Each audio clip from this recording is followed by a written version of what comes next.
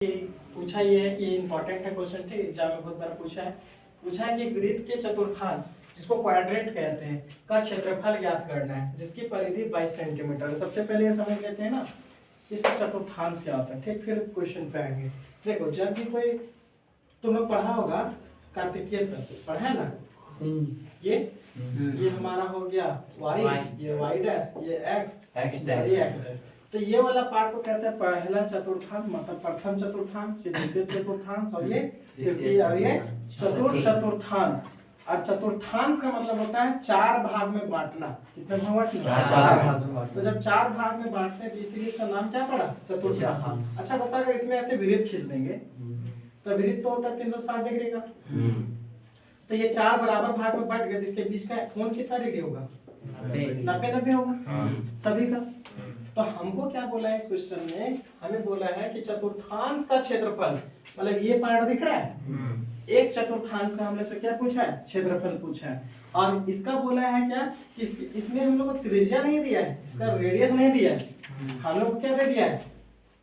परिधि, मतलब ये वृत्त का लंबाई, ठीक, परिमाप दे दिया है।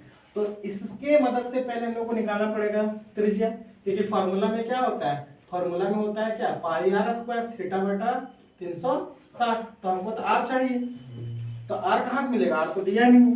तो सबसे पहले क्या करेंगे? आर निकालेंगे, ठीक। तो आर कैसे निकालेंगे? तो हम लोग लगाएंगे परिधि का सूत्र। तो चलो देखते हैं पहले। तो पहले यहाँ फिगर छाप लेते हैं, ठीक।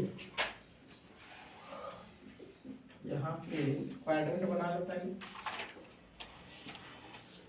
कितना डिग्री बनेगा? 90। तो नाम देते हैं ए, यहाँ ओ बी, एक का ही नाम देते हैं, इसका हम लोग निकालेंगे, ठीक। तो हम लोग इसका चाहिए त्रिज्या, जबकि परिधि दे दिया है, ठीक। तो यहाँ पे लिख देते हैं दिया क्या है, दिया है। तो अभी हम लोग यहाँ देखें चतुर्थांश में कितना डिग्री बनता है? 90 डिग्री। तो यहाँ पे हम सबसे पहले एंगल का जो नाम हो गया ए ओ बी बराबर कितना डिग्री? 90 डिग्री। अब हम लोग को दिया है क्या? परिधि। तो हम लोग जानते हैं कि परिधि जो दिया गया है वो दे दिया है कितना? 22 सेंटीमीटर, ठीक। और परिधि का जो सूत्र होता है वो क्या होता है? फॉर्मूला 2 पाई आर होता है। जो वृत्त का जो परिमाप का जो लंबाई होता है कितना होता है? 2 पाई आर। ये हो गया 22 सेंटीमीटर। तो ये 2 के टेबल से कट गया, कितना बार में? 11 बार में। और ये हम लोग अगर यहाँ बिठाते हैं 22 बटा कितना? 7 इंटू आर, तो ये हो जाता है 11। तो फिर ये 11 के टेबल से कट जाता है कितना बार में? 2 बार में। तो यहाँ आया कितना? 1। तो समझ में आया कि नहीं आया? अगर नहीं आया तो काम करो, इसको नहीं काटो, इसको ऐसे पहले छोड़ दो, ठीक। 22 बट्टा इसको लिख देते हैं। अब यहाँ देखो इसको लिख ही देते हैं ऐसे 22 बट्टा 7। अब आर लिख देते हैं, कितना होगा? 22। तो ये 22 से 22 क्या होता है? कट जाता है। तो ये 7 मल्टीप्लाई यहाँ हो जाता है और 2 नीचे आ जाता है। तो सीधा यहाँ पे आर का मान क्या आ जाता है? 7 बटा 2 सेंटीमीटर। अब तो आ गया रेडियस। अब आराम से इसका हम निकाल सकते हैं क्षेत्रफल। तो अब यहाँ पे लिखेंगे, अब एक चतुर्थांश का पूछा है, ठीक, वृत्त के चतुर्थांश का क्षेत्रफल। तो एक भाग का निकालेंगे, तो यहाँ लिखते हैं वृत्त का चतुर्थांश